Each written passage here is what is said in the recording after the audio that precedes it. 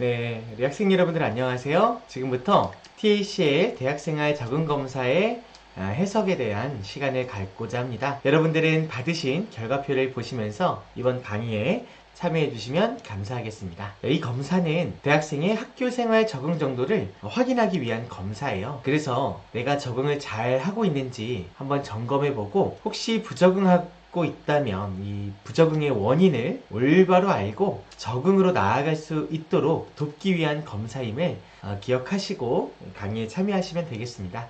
이 적응에 대해서 잠깐 생각을 해보면 이 적응은 알맞게 변화하다 라는 뜻을 갖고 있어요. 그래서 우리가 언제 적응을 해야 되냐, 언제 알맞게 변화해야 되냐면 환경이 변화했을 때입니다. 우리가 환경이 변하면 이 적응이란 게 필요하죠. 그래서 보통 환경을 바꾸기보다는 이 개인, 나를 바꾸는 게 적응이다, 이렇게 이야기할 수 있을 것 같아요. 이 대학교 시절은 고등학교 시절과 많이 다르잖아요. 그런데 이 대학교 시절을 적응이 안 된다고 해서 고등학교 시절처럼 바꾸는 것은 불가능합니다. 왜냐면은 이미 사회적으로 그렇게 형성되어 있는 거죠.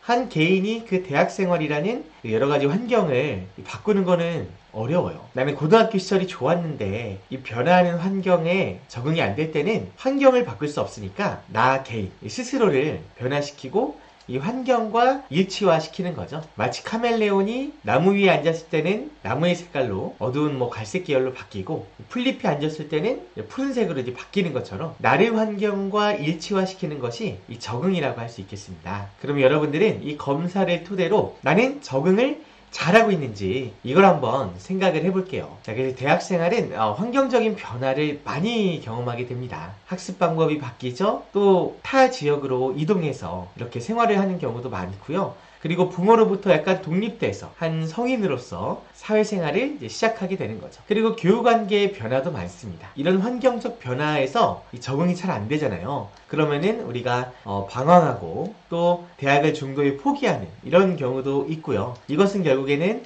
사회적인 큰 손실로 이어지게 됩니다. 그런데 꼭 이것이 이렇게 흐르는 게 아니라 나의 부적응을 인식하고 또 적응되기 위해서 개선한다면 여러분의 인생도 좀 낭비를 줄일 수 있는 거죠. 사회적인 손실도 줄이고요. 자, 그래서 이 검사를 통해서 한번 부적응에 대해서 살펴볼 건데 이 대학생들의 부적응은 자주 발생해요. 왜냐하면 너무나 많은 것들이 한 번에 바뀌는 그런 시기이기 때문에 그렇습니다. 그런데 우리가 원인을 제대로 파악하기가 어렵습니다. 뭔가 내가 힘든데 이게 왜 힘든지 모르겠는 거예요. 그러니까 적절한 대처가 안 되죠. 여러분들은 이렇게 얘기하죠. 분명히 문제는 있는데 이 문제가 뭔지 모르겠다. 그래서 이 모르는 문제를 잘 알게 하기 위해서 일단은 국내외 다수의 연구자들이 이 대학생활 적응에 대해서 연구를 했어요. 그래서 그 연구된 이론을 바탕으로 간단하게 요약을 했습니다. 요약을 한 다음에 여러분들에게 검사로 제공을 해서 원인을 파악하고 개선 방향을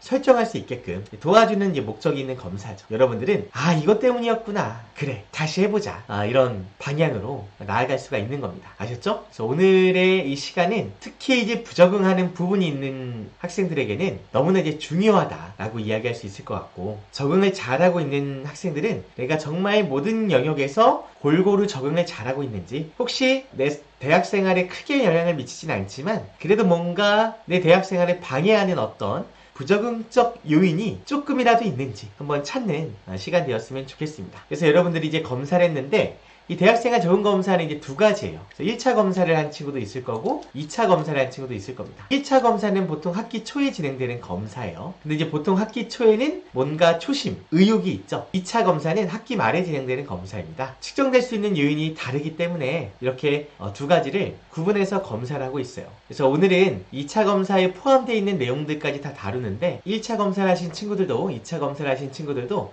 모두 다 같이 들어주시면 감사하겠습니다. 보통은 이 1차 검사보다 2차 검사에 더 많은 문항과 요인이 포함되어 있다, 이렇게 생각하시면 돼요. 자, 그래서 이게 보면은 1차 검사는 총 104문항이라고 볼 수 있고요. 2차 검사는 40문항입니다. 그래서 문항이 좀 더 많죠. 그래서 소요 시간도 좀 더 오래 걸리고요. 측정한 요인도 보시면은 약간 차이가 있다, 이렇게 볼 수가 있겠습니다. 예를 들어서 교수님과의 관계가 대학생활의 적응에 영향을 주거든요. 예를 들어서 교수님에 대한 신뢰가 많이 떨어졌어요. 그러면은 내 전공 과목에서 약간 더 손해를 보게 될 수밖에 없습니다. 근데 이 교수님과의 관계는 학기 초 때는 측정하기가 어렵잖아요. 교수님을 아직 경험도 못 해봤는데, 그래서 이 2차 검사 때 측정을 했다라고 이제 이해하시면 될 것 같습니다. 자, 그럼 이제 해석을 할 건데, 해석에 앞서서 우리가 응답 신뢰도를 한번 생각을 해봐야 돼요. 이거는 무엇이냐면 이 검사잖아요. 검사. 이 검사라는 것은 응답자가 검사를 어떻게 하는지 응답자의 그 태도가 이 반영이 됩니다. 결과에 영향을 줘요. 그래서 이 검사 결과가 정확하려면 여러분들이 솔직하고 성실하게 응답을 했어야 되는 겁니다. 예를 들어서 여러분들이 병원에서 진료를 받는데 어디 아프세요? 라고 했을 때 정확하게 또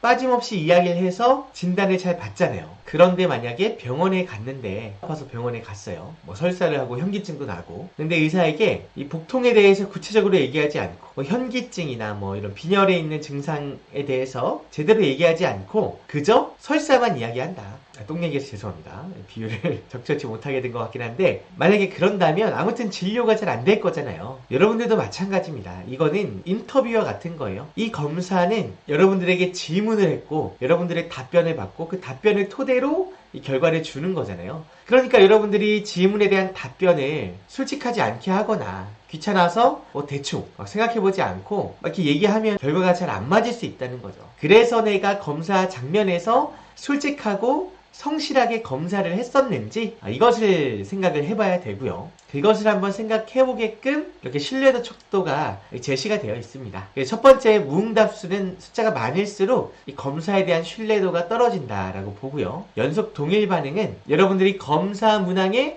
연속적으로 동일하게 응답한 반응이에요. 예를 들어서 3번으로 쭉 찍었다. 이거는 검사를 거부한 거잖아요. 그러면 이 학생의 결과가 나왔음에도 그 결과가 이 학생과 일치하지 않을 확률이 높겠죠. 그리고 어떤 친구는 뭐 5번이 쭉 찍혀요. 뭐 1번이 쭉 찍혀요. 과장해서 자기를 그냥 좋은 점수만 반복적으로 주는 경우도 있고요. 또 부정적으로 과장하는 경우도 있습니다. 이제 그런 경우는 당연히 결과가 맞지 않겠죠. 그러한 부분을 측정한 영역이 또한 이 긍정응답률이 있습니다. 전체 검사 문항에 긍정응답을 지나치게 했거나 부정응답을 지나치게 한 경우, 이런 경우도 이 검사 결과를 있는 그대로 받아들여서는 안 된다라고 이제 보는 거고요. 그 다음 이제 반응 일관성은 이 문항 중에 동일하거나 유사성이 높은 문항들이 있어요. 그럼 이것은 유사한 문항이니까 좀 동일하게 반응을 해야 돼요. 일관적으로 대답을 해야 됩니다. 그런데 시작할 때는 뭐 학교가 불만족하다고 얘기를 하다가 뭐 끝날 때쯤에 나오는 문항에서는 학교가 굉장히 만족스럽다 이렇게 얘기를 한다면 이거는 이랬다 저랬다 하는 거잖아요. 그러면은 자기 마음에 대해서 아직 자기도 모르고 있어서 검사할 때 갈피를 못 잡고 잘못된 응답을 했다거나 아니면 의도를 갖고 검사를 하다 보니까 자기가 어떻게 반응했었는지를 까먹어서 막 이랬다 저랬다 하는 거죠. 뭐 이런 경우들은 이 검사 결과를 믿을 수 없다 이렇게 볼 수가 있습니다. 그래서 이 검사 결과는 무조건 절대값은 아니다 라는 것을 여러분들이 기억하시고 이 검사를 해석하셨으면 좋겠어요. 자, 그리고 이 점수의 이해에 대해서 한번 말씀드려 볼게요. 먼저 이 검사 결과의 점수를 이해하기 위해서는 T점수를 이해하셔야 되고요. 그 다음에 백분위 점수를 이해하셔야 됩니다. 여기 괄호 안에 있는 게 백분위 점수고요. 여기 이제 괄호 바깥에 처음 제시되는 점수가 T점수예요. 의미하는 수준은 같습니다. 그런데 이제 표현하는 이런 수치가 달라요. 그래서 이 단위를 보시면 여기 T점수 백분위 이렇게 이게 안내가 되어 있죠. T점수를 좀 먼저 말씀드려보자면 우리가 누가 잘 적응하고 있다, 적응하지 않고 있다라는 것을 수치화해야 되잖아요. 근데 사실 이런 뭐 절대적인 기준이 없어요. 어느 정도 적응을 하고 있어야 뭐 100점 만점이다. 뭐 이런 절대 기준이 없잖아요. 그러니까 나의 수준을 이해하기 위해서 다른 사람과 비교를 해보는 겁니다. 나는 내가 적응을 잘 못하고 있었는데 알고 보니까 우리 학교에서 적응을 제일 잘하고 있었어요. 그러면 나는 적응을 못하는 줄을 내 기준을 갖고 내가 생각하고 있었지만 다른 학생들보다 더 잘하고 있다는 것은 내가 적응을 잘하고 있다는 뜻이 되잖아요. 그러니까 나는 적응을 못하고 있는 게 아니라 잘하는 거였구나 이렇게 비교하면서 알 수가 있다는 거죠. 그래서 이런 상대적 점수, 이 T점수를 사용하는데 여기 보시면은 50을 기준으로 보시면 돼요. 50이면 딱 가장 평균 수준에 해당한다. 그래서 가장 보통의 적응을 하고 있는 친구들이 50입니다. 그리고 이 T점수는 표준 편차 10점을 둬서요. 40점과 60점 사이면은 그래도 이제 보통 수준으로 이야기를 합니다. 그래서 이 안에 한 70% 학생들이 분포가 되죠. 평범한 70% 학생들, 보통 수준의 학생들은 이 40점과 60점 사이에 해당을 합니다. 그런데 전체 인원 70%라고 하면 적은 인원이 아니잖아요. 그래서 45 미만인 경우에 막 엄청 적응에 위험이 있는 건 아니지만 약간 낮은 점수를 보는 거죠. 그래서 이 적응의 위기다 라고 이렇게 점수가 표현이 되고요. 위쪽은 뭐 다 안정입니다. 이 검사의 목적은 부적응하고 있는 요인을 찾는 거기 때문에 일단은 46점 이상이면은 거의 이제 적응 안정 지점이 있다 라고 이제 보시면 되고요. 60 이상일 경우에는 이제 극단 점수가 돼요. 40 이하일 경우도 그렇고 상위 15%, 하위 15%에 해당하는 점수다 라고 볼 수 있겠고요. 높음, 낮음이라고 합니다. 그리고 한 65 이상이면 매우 높음이에요. 한 상위 7%, 35 미만이면은 매우 낮음이라고 해서 한 하위 7% 정도 수준이 되는 겁니다. 그래서 내가 친구들과 비교해서 어느 정도인지 확인해 보실 수 있는 거고요. 여기 또 이제 T점수가 낯설으신 분들은 100분위를 보시면 돼요. 100분위는 T점수와 이제 다른 점수죠. T점수가 42.1일 때 100분위가 1.5죠. 근데 말하는 수준은 동일합니다. T점수가 42면은 내가 하위 20% 정도 되는 거거든요. 100분위가 21이잖아요. 하위 21.5% 얘기하고 있잖아요. 그래서 이 100분위를 보면은 좀 더 직관적으로 이해할 수 있어요. 이 100분위는 전국에서 나보다 낮은 학생의 비율이다 라고 이렇게 이해하시면 돼요. 그래서 전체 중에서 나보다 낮은 학생이 20%밖에 없다 라고 하면 내가 낮은 편에 속하잖아요. 나보다 적응을 잘하고 있는 사람들이 거의 80%가 되는 거니까. 근데 이제 여기 보면은 한 T점수 30점이면은 100분위가 2.8이죠. 2.8이면은 전국에서 나보다 낮은 사람이 한 3%밖에 없다는 거니까 나보다 97%가 나보다 적응을 잘하고 있다 라고 해서 적응에 굉장한 위험이 있다 라고 이제 보는 겁니다. 이렇게 이제 점수를 해석하실 수 있으면 이 검사 결과를 이제 보실 수 있는 거예요. 그래서 여러분들의 결과표에 적응에 위기나 위험이 있다 이러면은 이런 이제 막대 그래프가 조금 두꺼워져요. 안정 지점에 있다라고 하면은 조금 더 얇게 이제 표현이 되어 있습니다. 그래서 이 검사는 크게 5가지 요인을 측정하고 종합 점수를 내요. 그래서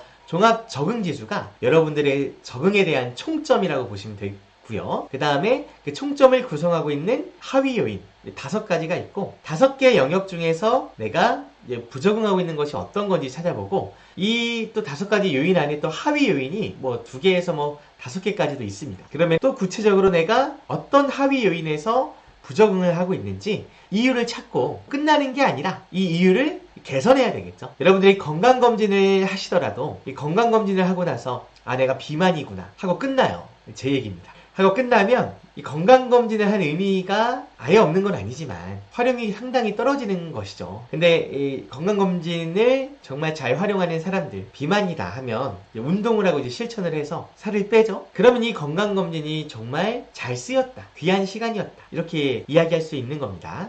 그런 것처럼 이 검사도 내가 적응이 안 된다라고 해서 끝나는 게 아니라 적응을 하기 위한 노력으로 나아가야 된다는 거죠. 그렇게 이번 검사 결과를 활용하시면 좋겠습니다. 자, 그래서 대학 적응 영역은 5가지 중에 1가지 영역이었는데 이렇게 또 하위 요인 3가지가 있죠. 이제 이렇게 검사가 구성되어 있다는 것을 이해하시면 될 것 같아요. 자, 그러면은 이제 요인별로 어떤 이야기를 하고 있는지 말씀드리고 마치려고 해요. 이 시간이 이번 검사 해석의 가장 주요한 시간이 될 것입니다. 자, 먼저 그러면 첫 번째 영역인 대학 적응 영역부터 보겠습니다. 대학 적응 영역. 이 대학 적응 영역은 대학에 대한 만족감, 전공에 대한 만족감, 경제적 안정성이 있어요. 그래서 이 3가지가 부적응의 원인이 되는 어떤 이제 요인이라는 겁니다. 그래서 우리가 이 적응을 잘하려면 만족감이 참 중요하다라는 얘기도 좀 해볼 수가 있겠죠. 자, 첫 번째 대학 적응 영역에 대학에 대한 만족감을 보도록 하겠습니다. 자, 이것은 본인이 선택한 대학에 대해 기대하고 만족하는 정도예요. 측정 내용으로는 본인이 선택한 대학에 대한 사전 정보 수집 여부. 왜냐면 사전 정보가 좀 없었던 사람들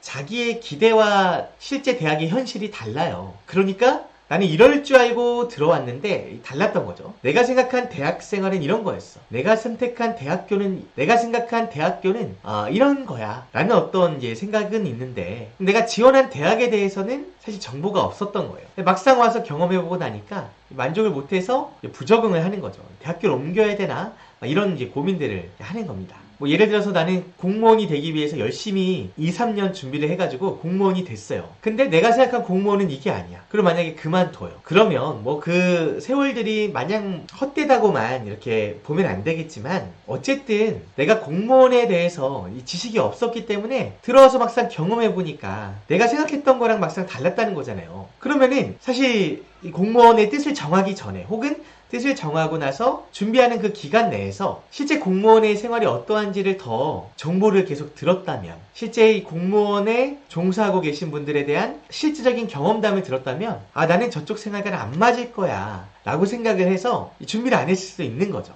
대학도 마찬가지라는 겁니다. 그래서 내가 사전정보 수집이 약했을 때 이런 또 적응이 안 되는 경우들이 있습니다. 나의 이상과 현실이 달라서 그렇다는 거죠. 그래서 이 대학 선택에 대한 동기도 이제 물어보는 거고요. 내가 만족감이 떨어진 이유는 내가 이런 이유로 대학을 선택했는데 이 대학이 막상 그런 것을 못 주고 있기 때문인 거죠. 나는 취업이 잘 되는 대학에 가고 싶어서 골랐는데 막상 들어왔더니 취업이 어렵다는 것을 알았을 때 뭐 이런 게 예시가 되겠습니다. 자, 그리고 이제 그런 이유들로 인해서 본인이 선택한 대학에 대한 만족감을 측정을 했고, 그리고 대학 및 대학 주변 환경에 대해 만족하는 정도, 주변 인프라가 너무 잘 갖춰져 있지 않다라고 생각해서 대학 내 활동의 뜻을 정하지 못하고 방황하는 경우들도 있거든요. 그래서 다른 대학을 희망하는 정도, 이런 것도 한번 측정을 해봤습니다. 예시 문항은 나의 대학이 자랑스럽다.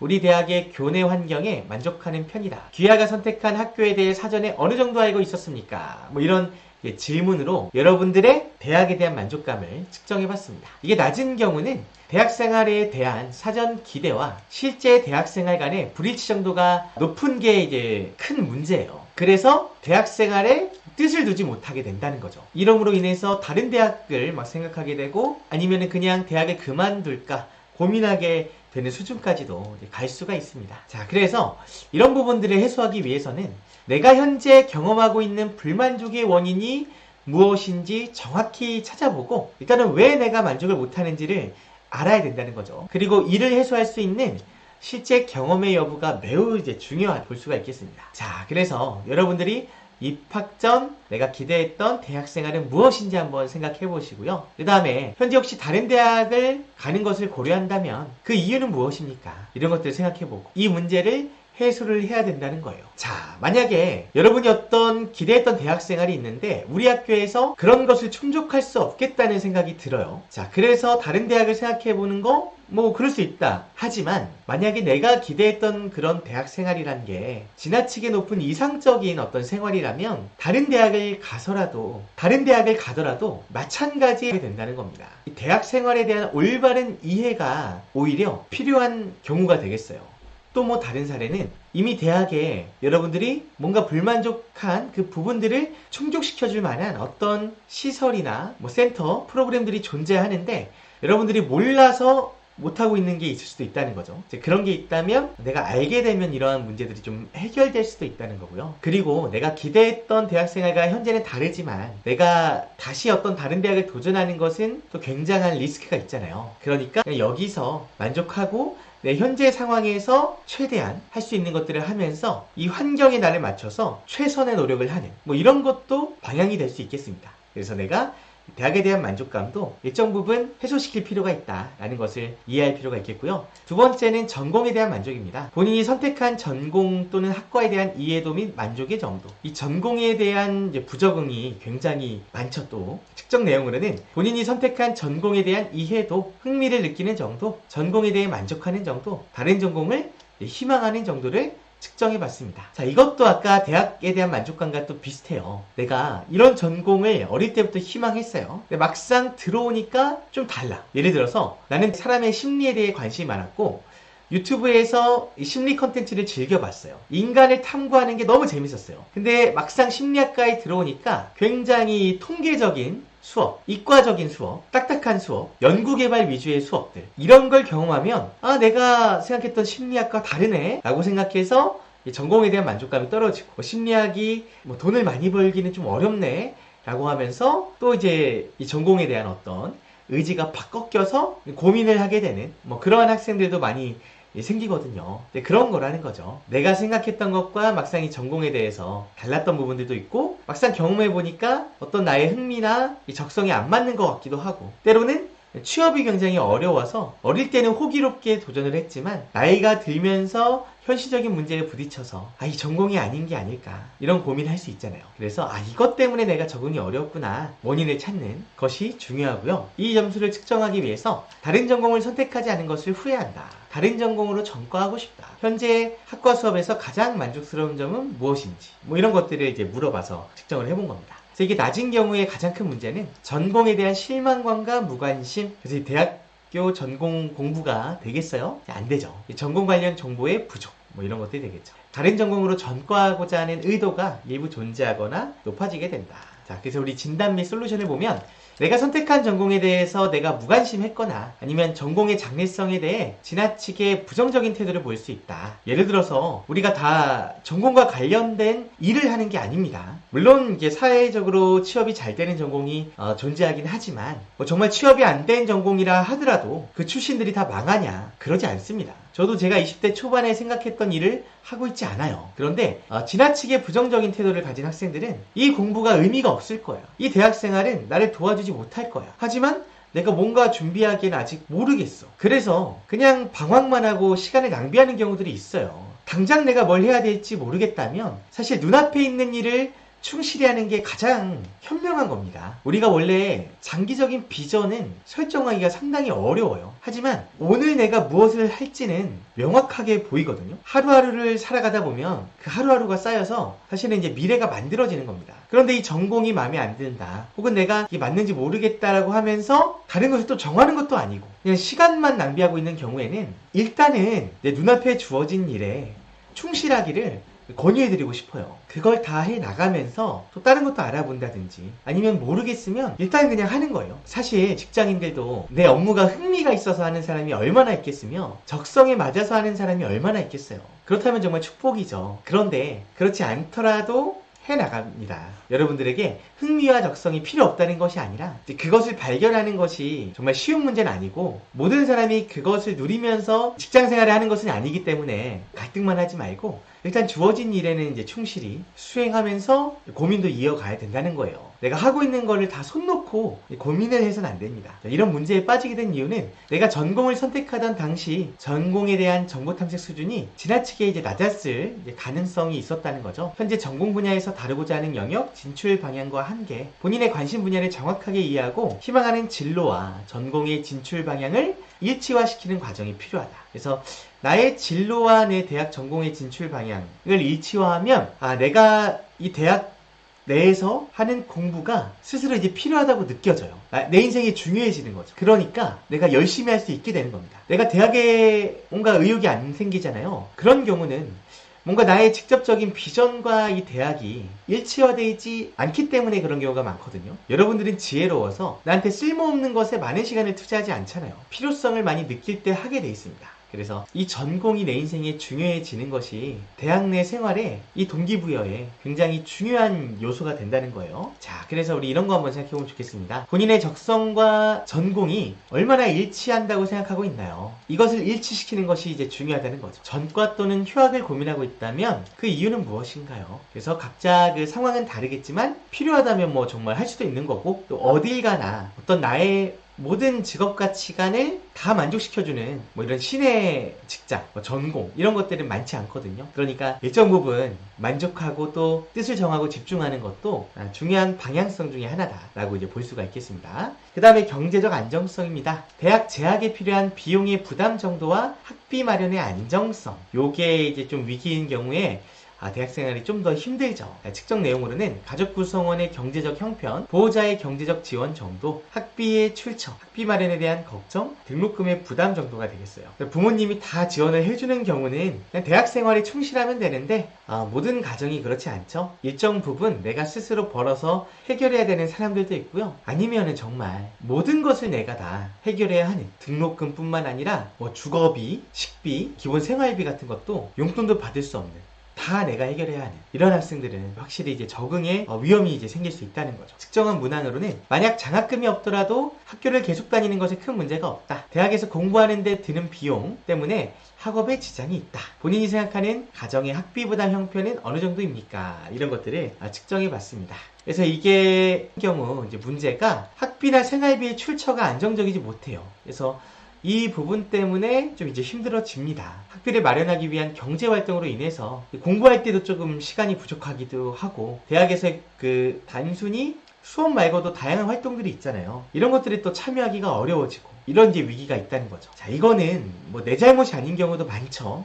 일단은 내가 태어난 가정은 내가 선택한 것도 아니고 내 노력의 산물도 아니니까요. 그래서 조금 억울하고 다른 사람들보다 불리한 조건이긴 하지만 사실 환경이 좋다고 해서 꼭 결과가 좋은 건 아니거든요. 저도 가난했던 사람으로서 이런 어려움이 있는 학생들 모두 화이팅입니다. 그런데 이것을 해결하기 위해서 또 우리가 도움받을 수 있는 부분들이 있는지 확인해 볼 필요도 있는 거죠. 대학에서 운영되고 있는 학생 복지 서비스, 장학금 등을 좀 이제 적극적으로 좀 찾아보고, 실제 지원 가능한 학생 복지 서비스가 있다면 실질적인 수혜를 받을 수 있도록 내가 이제 확인할 필요도 있다. 그리고 이런 걸 생각해 봐야죠. 학업을 유지하기 위한 비용 마련의 방법은 무엇인가요? 현재 지원받고 있는 장학금이 있다면 그 만족감은 어느 정도인가요? 자, 그래서 내가 비용을 스스로 마련해야 되는데 나는 이제 빚 내기가 싫어서 무조건 다 내가 등록금을 벌어서 내려고 하는 그런 학생들도 있지만, 학자금 대출 같은 것도 이렇게 잘 알아보는 것도 방법이 될 수 있고요. 아르바이트도 대학생활을 굉장히 방해하게 되는 아르바이트가 있는 반면에 또 학업을 유지하기 위해서 막 공부도 좀 할 수 있고 하는 게 좋은 아르바이트 자리들도 있습니다. 물론 아르바이트 시즌에 정말 어떤 일이든지 그냥 일을 구하기가 힘든 것도 맞아요. 그런데 사실 지역마다 좀 차이가 있습니다. 그러면 뭐 여러 가지 카페라든지 알바 사이트라든지 아니면 주변 친구들에게 여러 가지 조언을 구해서 내가 하고 있는 게 최선의 방법이 맞는가, 내가 일정 부분 생활비를 벌어야 하는 것은 맞지만 더 학업을 방해받지 않고 이런 것들을 충족할 수 있는 방법이 정말 없는 것인가 한번 이제 검토해 볼 필요는 있다는 거죠. 검토해 봤는데 더 나은 방법은 없고 내가 지금 하고 있는 게 최선이다 라고 하면 그때는 이제 지금의 방법을 유지하면서 하셔야겠지만, 혹시 또 찾고 두드리다 보면 더 좋은 길을 발견할 수도 있기 때문에 이 경제적 안정성에 대한 위기도 잘 극복해 가시는 여러분들 됐으면 좋겠고요. 자, 이어서 또 보도록 하겠습니다. 다음은 학업 적응 영역입니다. 학업 적응 영역은 학업 수행 의지, 학업 이수 기초 능력, 학업 성취 수준 이렇게 측정을 했는데, 이 성취 수준은 내 실제 성적과 관련된 거예요. 그래서 학기 초에는 성적이 나오지 않잖아요. 그러니까 이제 2차 검사에서만 측정을 했습니다. 학업 수행 의지는 대학에서의 학업 활동에 대한 인식과 동기부여되어 있는 정도를 이야기합니다. 그래서 내가 공부에 대해서 동기가 있느냐 라는 거죠. 동기가 없는 친구들은 자동차에 연료가 없는 것과 같아요. 자동차에 연료가 없으면 자동차가 아무리 훌륭해, 페라리, 람보르기니여도 연료가 없으면 안 갑니다. 내가 아무리 좋은 유전자를 갖고 있어도 내가 의지가 없으면 열심히 할 수가 없어요. 노력하지 않아요. 그러니까 내가 이 대학 생활을 잘하고 싶다면 이 동기부여가 되는 거가 되게 중요하다는 거죠. 측정 내용으로는 학생이 가진 대학 교육에 대한 가치관과 기대감, 대학 교육을 통하여 이루고자 하는 학업 목표 및 동기부여 정도, 이 대학 교육을 지속하고자 하는 의지를 측정했습니다. 문항으로는 나는 대학 교육의 가치를 높게 평가한다. 대학에서 배우는 것들이 나의 성장에 중요한 역할을 할 것이다. 내가 흥미를 느끼는 대부분의 것들은 대학에서 배울 수 없다. 뭐 이런 질문으로 측정을 해봤어요. 이번 문항만 보더라도 내가 대학에서 배우는 것들이 나의 성장이 굉장히 중요하다라고 생각하면 대학에서 배우는 활동을 열심히 하겠죠. 노력하겠죠. 자, 그래서 이것이 낮은 경우는 어떤 적응의 문제에 빠지냐? 대학 교육에 대한 전반적인 불신과 필요성에 대한 의문이 있어요. 이거 어디다 써먹어? 이런 생각을 하는 거죠. 그러면 열심히 해요? 안 하게 됩니다. 여러분들이 망할 회사에 투자하진 않잖아요. 굉장히 신뢰하는 회사에 나중에 주식을 사더라도 살 겁니다. 마찬가지로 우리는 주식에 대한 돈을 투자하지만 이 대학 교육에 대해선 시간을 투자해요. 근데 내가 이 대학 교육을 믿지 않는다면 소중한 시간을 투자하겠어요? 하지 않겠죠. 그래서 이 문제가 학업 중도 이탈의 가능성으로 이어집니다. 자, 그래서 여러분들은 이제 이게 낮은 분들은 이런 생각을 좀 해볼 필요가 있어요. 본인이 왜 대학을 다니는지, 대학 교육의 필요성이 무엇인지, 스스로가 대학에서의 학업을 지속해야 하는 이유를 찾을 필요성이 있습니다. 내가 대학 공부를 하면 나에게 어떤 이익이 있지? 이런 것들 생각해 볼 필요가 있어요. 만약에 여러분들에게 여러분들 대학생활 중에 A뿔, 한 과목 A뿔을 받으면 100억을 주겠다 하면은 여러분들이 100억을 벌 수 있을까요? 없을까요? 저는 할 수 있다고 봅니다. 뭐 A뿔이 때로는 노력해도 안 되는 경우도 있지만 이 대학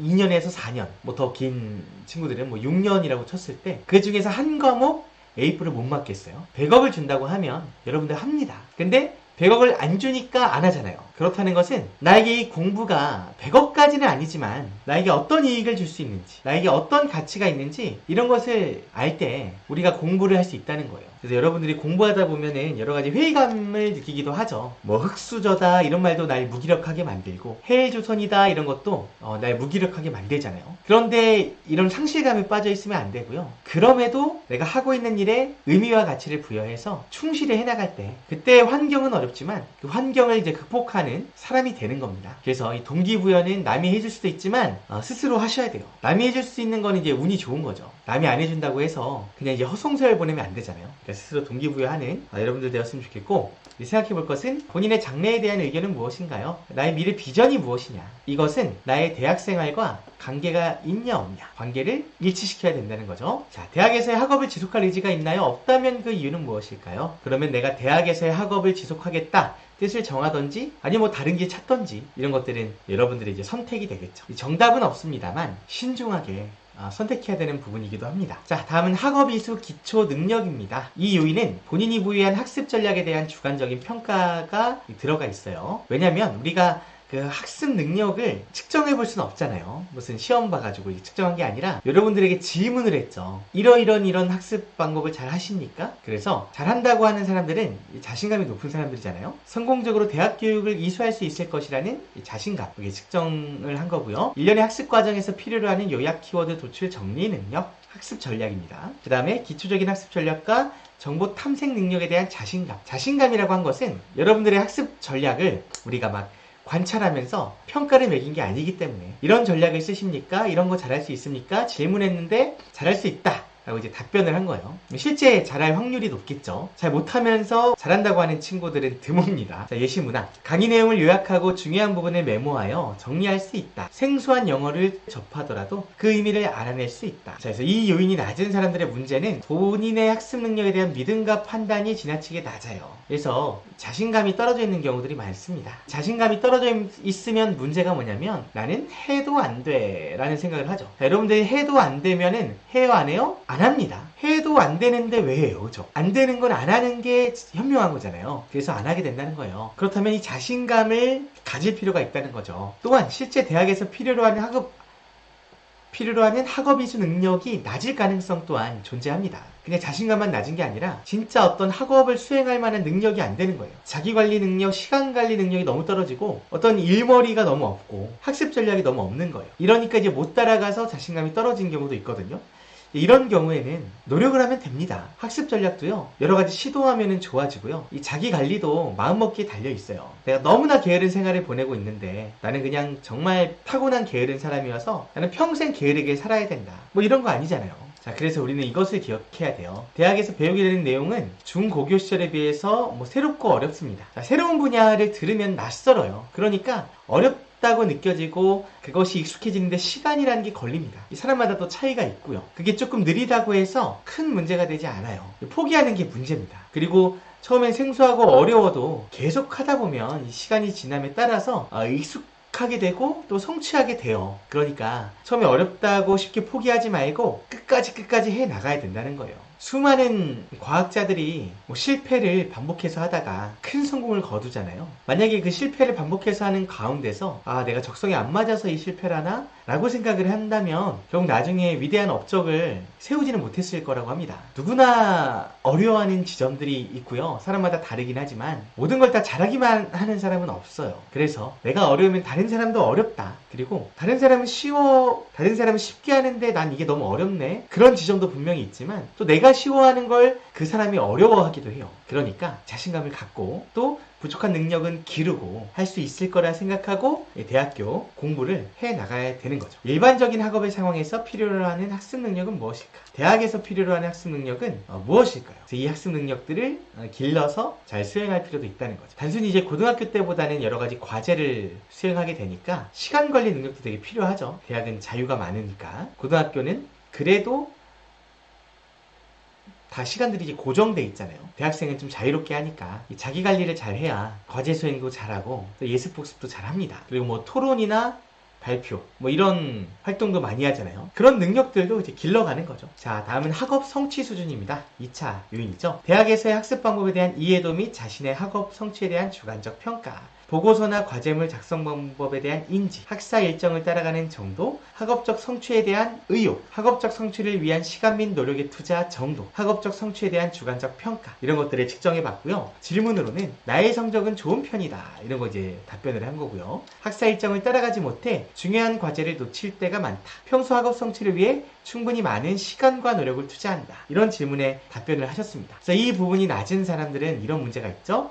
대학 교육의 방식과 좋은 학점을 받는 방법에 대한 이해력 부족, 전반적인 학업적 어려움 호소, 그래서 휴학이나 자퇴를 고려할 가능성이 있다라고 합니다. 자, 그래서 대학에서는 또 선택과 집중을 잘 해야 되는데, 왜냐면 대학 교육은 굉장히 다채로운 활동들이 많잖아요. 학사 일정 관리, 강의 내용 요약, 레포트 시험 등 일정 관리, 어학 능력, 자격증 정보, 실습 기회, 기타 추가적인 자료 탐색 등을 학생 스스로가 해내야 되는 게 이 대학교 과정이죠. 그래서 이런 활동들에 적응을 해야 된다는 거예요. 잘할 수 있습니다. 자, 그래서 학업 성취 수준은 이미 지나간 나의 대학 생활을 돌아보는 거예요. 어떻게 보면은 결과라고 볼 수 있겠습니다. 이 결과가 안 좋았다면 내가 적응을 지금 잘 하고 있다라고 생각할 수 없잖아요. 내가 어떤 적응에 문제가 있을까 돌아보셔야 되는 거죠. 생각해보기, 학업적 성취를 위해 내가 얼마만큼의 노력을 기울이고 있나요? 이 노력을 기울이지 않았다면 아까 나왔던 다른 요인들, 동기부여가 안 돼 있거나 적응에 문제가 있을 수 있다는 거죠. 현재 본인의 성적에 대해서 얼마큼 만족을 하고 계신가요? 이런 것들을 측정해봤습니다. 자, 여기까지가 학업 적응 영역이었고요. 이어서 관계 적응 영역입니다. 관계 적응은 먼저 또 의지예요. 동기. 학업도 의지가 없으면 안 되는 것처럼 관계 형성도 의지가 없으면 안 됩니다. 새로운 관계를 형성하고자 하는 의지와 노력의 정도, 측정 내용으로는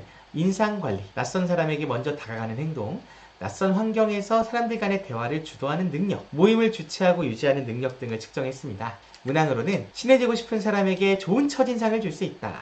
낯선 사람에게 모임이나 활동을 함께 하자고 제안할 수 있다. 친해지고 싶은 낯선 사람과 대화를 이끌어 나갈 수 있다. 이런 걸 측정해봤어요. 이게 낮은 경우는 어떤 문제있냐? 초기 관계 형성을 어려워합니다. 그래서 우리 대학 내에서 사실 여러 가지 팀 단위로 움직이는 경우도 많잖아요. 그리고 어떤 선후배 간의 보내는 시간도 있고 교수님과의 관계도 있고, 이런 관계 형성에 문제가 있는 경우에서는 이런 집단적인 활동에서 어려움을 겪게 되죠. 팀 과제가 아니라 또 개인 과제더라도 발표를 하더라도 다른 학생들을 앞에 두고 하잖아요. 그래서 이제 관계 형성에 좀 어려움이 있는 경우에는 대학생활의 전반적인 어려움을 호소하는 경우가 많습니다. 그래서 모든 사람과 원만한 관계를 형성하는 것이 필수는 아니지만 관계 형성을 필요 이상으로 어려워하는 경향이 있으면 대부분이 부적응에 노출되게 돼요. 그럼 내가 대인관계 능력이 너무 떨어진 경우는 이 능력을 향상시킬 필요도 있고요. 또 이런 것들은 갑자기 변하지 않기 때문에 학교 내에 학생 상담센터에 있는 어떤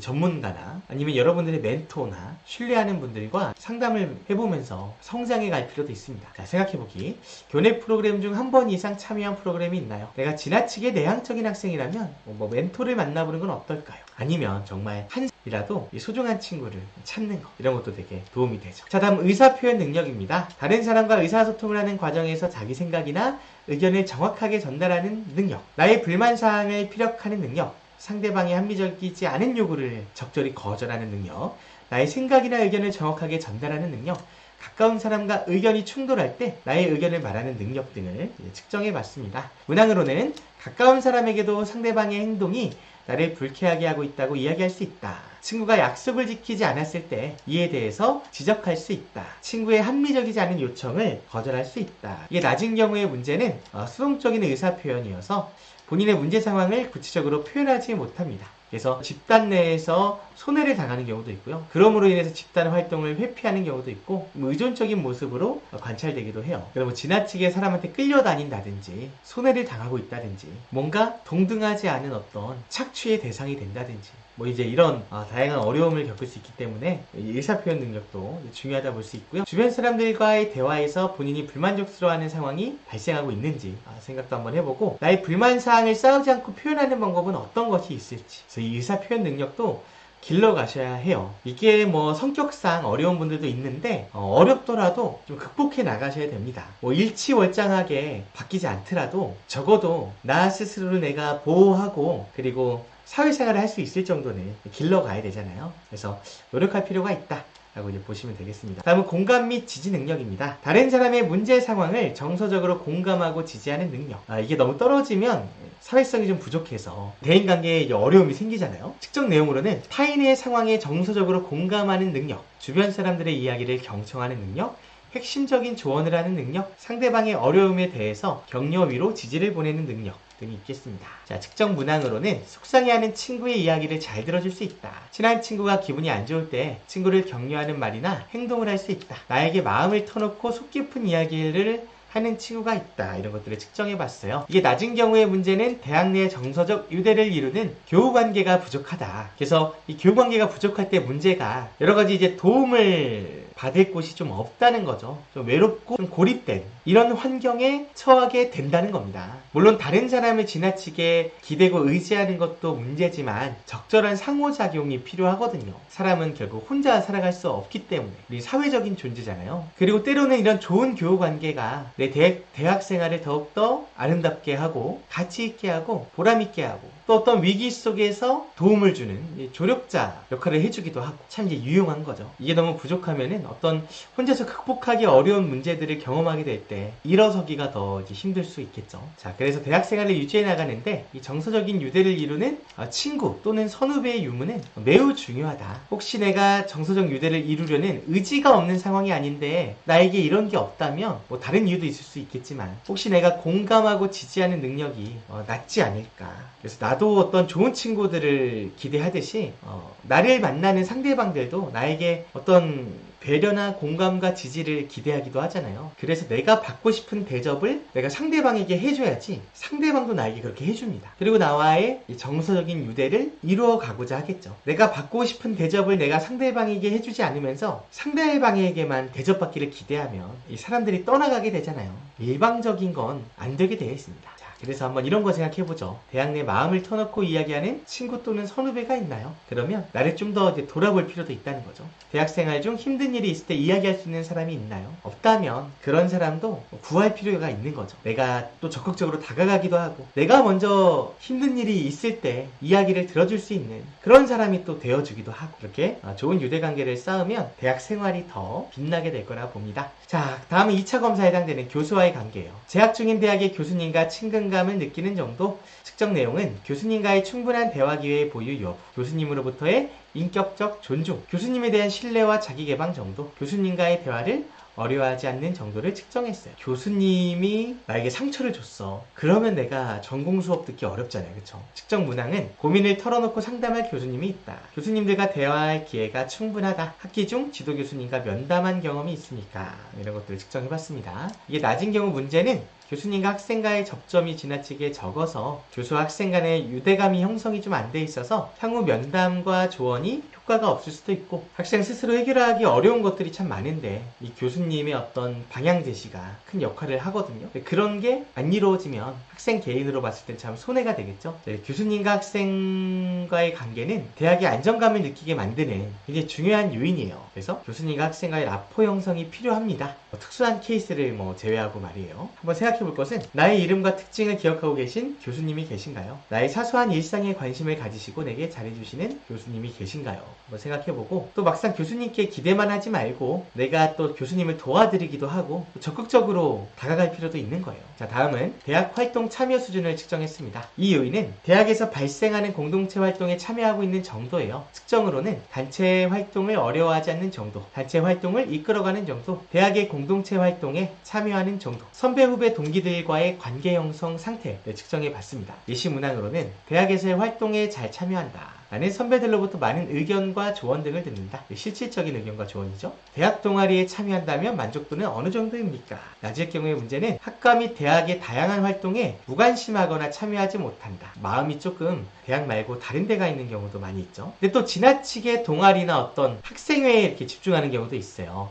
이게 나쁜 건 아닌데 지나친 건 나쁜 겁니다. 그래서 이 지나친 거에 대한 기준이 사람마다 다르겠지만 뭐 내 전공을 등한시하고 나의 어떤 진로 준비를 등한시하고 학생회만 하고 있으면 약간 이제 문제가 되겠죠. 근데 또 이것을 너무 안 하는 거, 대학에서의 공동체 활동을 지나치게 부정적으로 생각하고 무관심하는 것도 위험이고 위기일 수 있습니다. 자, 그래서 대학 활동 참여 수준을 좀 높여볼 필요가 있어요. 혹시 내 관심과 일치하는 대학 내 활동을 내가 아직 못 찾은 건 아닐지, 그래서 활동들에 대한 정보를 이렇게 많이 확인해 보는 것이 이제 효과적이다라고 이제 보고요. 대학 활동 참여 수준이 높은 사람들이 대학 내 성취도도 높거든요. 그러니까 나의 마음이 너무 좀 다른 곳에 있는 게 아닌지, 내 마음을 대학교로 좀 가져오고 집중할 필요가 있다는 겁니다. 생각해보기, 당신은 강의가 없는 시간에 주로 학교에서 무엇을 하나요? 내가 좋아하는 활동과 대학에서 할 수 있는 활동이 어떻게 다른지 이렇게 한번 생각해봤으면 좋겠고요. 여기까지가 관계 적응 문제였습니다. 다음부터는 정서 적응 문제예요. 이게 이제 네 번째가 되겠죠. 정서 적응 영역은 정서적 안정성, 정서 조절 효능감, 정서적 충격이 있었습니다. 첫 번째 정서적 안정을 보도록 하겠습니다. 이 요인은 학생의 정서적 상태가 안정된 정도를 말해요. 측정 내용으로는 행복감, 부정적 사고, 화, 예민함, 우울감, 두려움, 무기력감이 되겠고요. 예시 문항으로는 요즘 기분이 매우 우울하고 울적하다. 아무 이유 없이 두려울 때가 있다. 나는 행복하다. 이런 질문을 답변했습니다. 이게 낮은 경우의 문제는 무기력하거나 정서적으로 불안정할 수 있어요. 그래서 우울, 불안, 분노에 시달린다든지 두통 등 수면장애 등의 신체적 증상을 호소할 수 있습니다.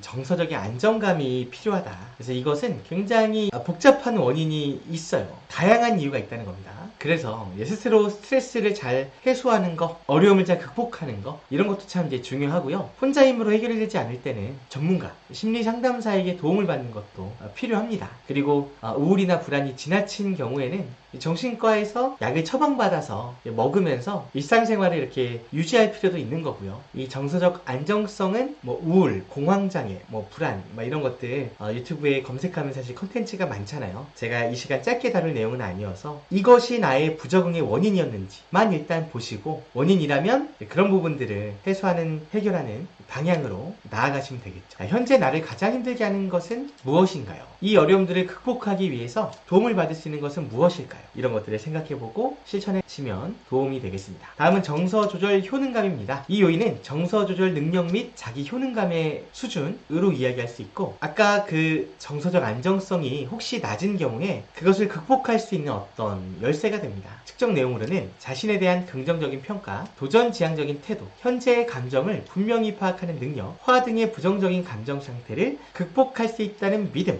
스트레스 해소 전략이 측정된 주요 내용이 되겠습니다. 예시 문항으로는 나는 화가 나더라도 내가 해야 할 일을 할 수 있다. 현재 나의 감정이 어떠한지를 분명하게 알 수 있다. 조금 어렵더라도 호기심이 생기는 강의나 과제가 좋다. 이런 것들을 이제 측정해 봤고요. 이게 낮은 경우의 문제는 자신의 정서적 문제를 잘 통제할 수 있으려는 믿음이 낮아서 실패를 경험할 경우에 스트레스 상황에 빠지기가 쉽다. 남들보다 더 스트레스를 많이 느끼게 된다. 라는 거죠. 나의 정서 조절 효능감을 키워나가셔야 돼요. 키우기 좋은 사고방식, 세상에서 어려움이나 실패를 겪지 않는 사람은 없다. 다만 이 문제들과 실패들을 어떻게 극복하느냐가 사람들의 인생을 결정짓고 있는 거다. 실패를 지나치게 생각하지 말아라. 당연한 것이다. 그리고 나도 이 실패를 극복할 수 있다. 넘어지지 않는 것이 중요한 게 아니라 넘어지고 나서 얼마나 잘 일어날 수 있느냐가 중요하다. 어린아이를 보더라도요, 어른처럼 이렇게 걷기까지 얼마나 넘어지는지 몰라요. 그런데 계속 일어납니다. 그때 안 일어났다면 우리가 걷지 못했을 거예요. 여러분들도 어릴 때 계속 넘어졌지만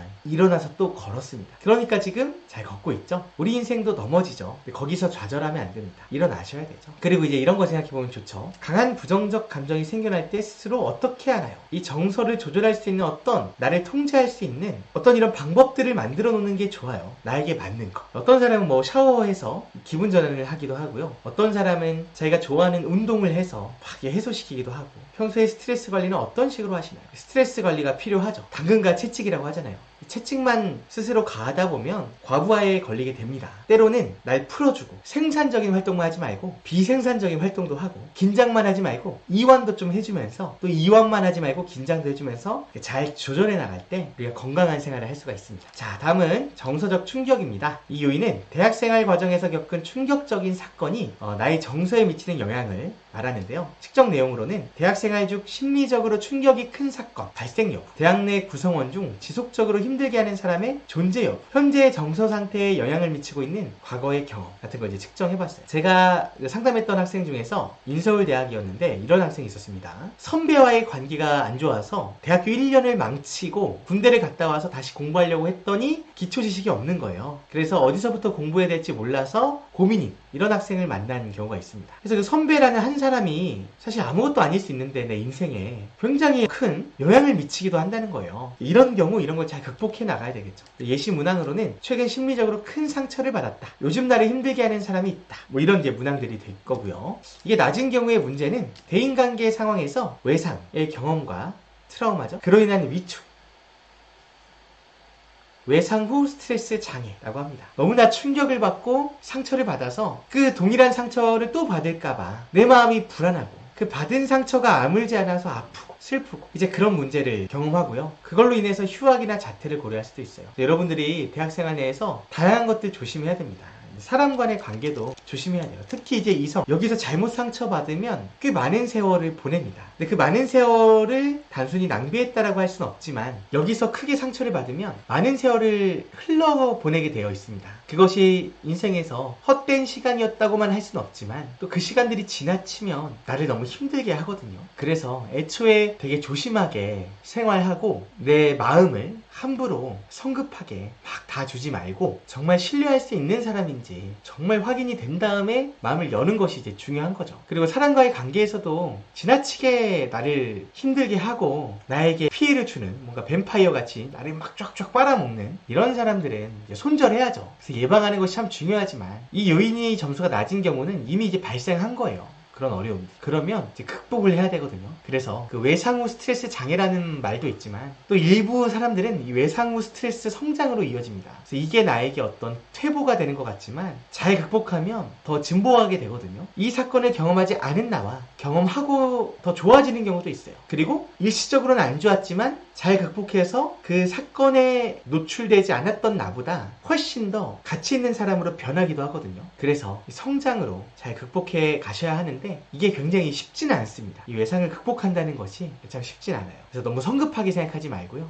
긴 시간이 필요할 수도 있습니다. 시간이 약이잖아요. 상처가 크면 약이 많이 드는 거죠. 시간도 많이 듭니다. 하지만 그 시간들을 다 깠다 생각하지 마세요. 이 성장이라는 것이 외적인 성장만 있는 게 아니기 때문입니다. 여러분들이 스펙을 잘 쌓고 쌓으면 외적인 성장이 좋죠. 그런데 이 내면의 성장은 때로는 이런 외형적인 스펙과는 다르기도 하거든요. 외상이 잘 치유되면 또 그런 성장으로 가기도 하기 때문에 혹시 그런 시간들을 겪는 학생들이 있다면 너무 조급하게 생각하지 말고요. 일단 내가 이 어려움이 있다는 것을 인지하고 할 수 있는 방법들을 동원해 가면서 또 기다리면서 어려울 때는 전문가의 또 도움을 받아가면서 생활하시길 바라겠습니다. 자, 그래서 이것은 굉장히 좀 큰 사건을 이야기하기 때문에 이 트라우마라는 것은 전문적인 상담 서비스 또 도움받을 수 있는 기관 등을 가보는 게 도움이 되고 또 나와 같은 외상을 경험하고 극복 중인 사람들 혹은 극복한 사람들과의 만남과 상담도 많은 도움이 됩니다. 자, 그래서 문항으로는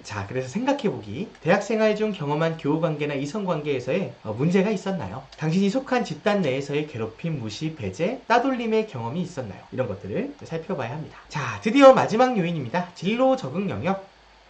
진로에서 내가 문제가 있냐? 아까 전공과 관련돼서 문제 있는 것과 좀 다를 수 있어요. 전공은 내가 막 적응을 하고 마음에 들어도 미래에 뭘 해야 될지 모르겠다. 뭐 이런 사람들이 있거든요. 그러면은 또 약간 대학 적응에 위기가 올 수 있고요. 아니면 지금 당장은 위기가 없어도 후에 위기와 위험이 예상되기도 한다는 거죠. 그래서 진로 영역에 있는 진로 및 자기 이해와 진로 결정 효능감에 대해서 함께 보도록 하겠습니다. 첫 번째 진로 및 자기 이해입니다. 이 요인은 희망하는 진로와 자기 자신에 대한 이해 정도입니다. 측정 내용으로는 자신의 흥미적성, 소질, 능력에 대한 이해도, 진로 가치관의 보유 여부, 진로와 관련된 롤모델의 설정 여부, 진로와 관련된 정보 수집 행동, 주변에 가까운 사람들과 의견을 교환하는 정도, 이런 것들을 측정해봤어요. 나에 대한 이해가 너무 부족하면 내가 앞으로 어떻게 살아가야 할지 방향을 정할 수가 없습니다. 그러면 당장 내가 오늘 뭘 할지 이런 것들을 못 정하는 경우도 많거든요. 그리고 진로 가치관의 보유가 현재 없으면 이것도 나에 대한 이해가 부족한 거예요. 아까 제가 예를 들어서 말씀드린, 나는 공무원이 되고 싶어서 공무원을 합격을 했는데 막상 알고 보니까 나는 이런 반복적이고 규칙적인 생활이 안 맞아요. 좀 자유분방하고 그리고 좀 프리하게 일하는 게 맞아요. 그리고 공공기관이 약간 보수적이잖아요. 그럼 보수적인 집단과 맞지 않아. 그래서 그만둬요. 그것은 내가 이 진로 가치관을 스스로 잘 몰랐기 때문이에요. 막상 경험해보니까 내가 이런 가치관이 있는 사람이었구나. 내가 이런 걸 중요하게 보는구나. 반대로 어떤 사람은 공무원의 생각이 없어서 사기업에 들어갔는데 이 사기업들은 고용 안정성이 떨어지는 경우가 많잖아요. 뭐 스타트업에 들어갔어요. 회사가 언제 망할지 몰라. 그러니까 나는 고용 안정성이 너무나 중요한 사람이었네. 그때 그런 가치관을 보유하면 좀 시행착오를 겪게 되는 거죠. 그래서 현재 그런 가치관이 잘 있는지 없는지 이런 것들을 이제 측정해본 거고요. 진로와 관련된 정보도 얼마나 잘 수집하고 있는지 이런 게 다 중요하죠. 자, 예시 문항으로는 나는 나에게 적합한 일이 무엇인지 안다. 관심 있는 진로와 관련하여 정보를 수집하고 있다. 다른 사람들에게 나의 흥미, 적성, 진로 등에 대한 이야기를 나눈다. 이런 질문을 했고, 이게 낮일 경우에는 나에 대한 이해가 전반적으로 부족해서 나에 대한 이해가 없으니까 내가 뭘 해야 될지도 모르겠고, 또 이 직업 세계에 대한 이해가 없으니까 내가 어떤 선택을 해야 될지 모르겠는 거예요. 내가 결혼을 하고 싶은데 나는 어떤 사람과 잘 맞는지 몰라요. 어떤 사람을 원하는지 몰라요. 그러면 이 결혼 선택이 어려워지죠. 그리고 내가 결혼은 하고 싶은데 주변에 이성이 없어요. 그리고 이성을 어떻게 선택해야 되는지도 모르고 이성을 소개시켜줄 이런 루트도 없어요. 그러면은 결혼에 대한 선택이 어려워지잖아요. 직업도 마찬가지죠. 내가 아는 직업이 있어야 내가 선택을 하잖아요. 정보가 없으면 선택할 수 없고요. 정보가 많아야 그 안에서 이 정보를 잘 분석해서 결정을 할 수가 있는 겁니다. 그래서 진로에 대한 관심도가 지나치게 낮고 진로와 관련된 정보를 획득하는 방법을 모르는 경우들은 진로 적응에 어려움이 있다. 그래서 나에 대한 정보와 직업에 대한 정보를 정말 충분히 모으시고 그리고 그 정보들을 정말 체계적으로 조직해서 합리적인 의사결정을 해야 돼요. 이 모든 것을 내가 할 수 있다라는 믿음을 갖고 진로를 설계해 나갈 때 우리가 이 대학 생활이 잘 이루어집니다. 이 대학 생활은 사회에 진출하기 위한 어떤 발판이 되는 시간이잖아요. 당연히 나의 미래의 모습들을 그리고 준비하면서 해 나가야 되죠. 나는 어떻게 해야 될지 모르겠어요 이럴 수 있는데 다시 결혼을 예를 들어서 설명해보면 일단 내가 뭘 원하는지 알아야 돼요. 그리고 내가 정말 착하고 순수하고 어린아이들을 사랑하는 이성을 만나고 싶어. 그러면 나에 대한 마음은, 나에 대한 정보를 확인했죠. 그럼 그것을 달성하기 위해서 그런 이성은 또 어떻게 만날 수 있는지, 혹시 내 주변에 있는지, 타인에 대한 정보를 확인해서 선택하고 또 결혼을 할 수 있듯이 직업 선택도 내가 뭘 원하는지부터, 내가 뭘 할 수 있는지, 나의 가치가 어느 정도인지, 그리고 직업들은 어떤 것들이 있으며 이 직업들은 나에게 어떤 가치를 줄 수 있는지 이런 정보들을 잘 탐색하는 능력을 기르는 게 이 진로 발달에 중요한 키워드입니다. 자, 그래서 스스로의 취미, 관심사, 흥미, 잘하는 일, 잘할 수 있는 일을 알고 있나요? 희망하는 직업 또는 진로가 있나요? 있다면 그것을 희망하는 이유는 뭔가요? 라는 거 생각해보고요. 자, 마지막 진로 결정 효능감. 이 요인은 향후 자신의 진로 결정을 성공적으로 해낼 수 있을 것이라는 기대와 자신감이에요. 측정 내용으로는 진로 결정을 잘 해낼 수 있을 것이라는 자신감, 진로 결정 과정에서 어려움을 느끼는 정도, 진로 결정을 회피하는 정도가 되겠습니다. 자, 나에게 맞는 직업이 무엇인지 몰라 불안하다 질문했고요. 앞으로 무엇을 할 것인지 선택하거나 결정하는 것이 어렵다. 진로 선택과 관련된 모든 결정을 당분간은 보류하고 싶다. 이런 질문을 했습니다. 그래서 이게 낮을 경우의 문제는 진로 결정의 유예, 회피 선택 과정을 지나치게 어려워한다. 그래서 진로 결정과 관련된 일련의 의사결정 자체를 불안해해서 이 진로를 회피하는 경우가 여기에 해당됩니다. 자꾸 미루게 되는 거죠. 그래서 이 최종적인 진로 결정을 내리기 어려워해서 최종 목표가 항상 없어요. 때로는 이게 굉장히 눈이 높아서 기준이 높은 거죠. 까다로워서 없는 경우들이 있습니다. 그래서 너무 완벽한 선택을 하려고 하지 말고요. 우리는 최선의 선택을 해야 돼요. 결혼을 할 때도 막 내 기준만 높으면요. 결혼 못 합니다. 내가 할 수 있는 선에서 최선의 배우자를 고르는 거예요. 그리고 어느 정도 불만족스러운 게 있어도 자신의 결정에 대해서 뜻을 세우고 확신을 가지면서 또 이제 준비해 나가야 돼요. 어떤 친구는 이제 결정만 하고 끝나는 경우가 있는데 결정했으면 다음 단계, 준비 단계로 나아가셔야 합니다. 자, 그래서 생각해보기. 현재 내가 가지고 있는 진로 계획은 무엇입니까? 없다면 지나치게 완벽한 직업을 찾고 있진 않은가요? 여기까지 한번 생각해 보고요. 이렇게 우리 적응에 대한 시간을 마무리하려고 합니다. 자, 이제 수고 많으셨는데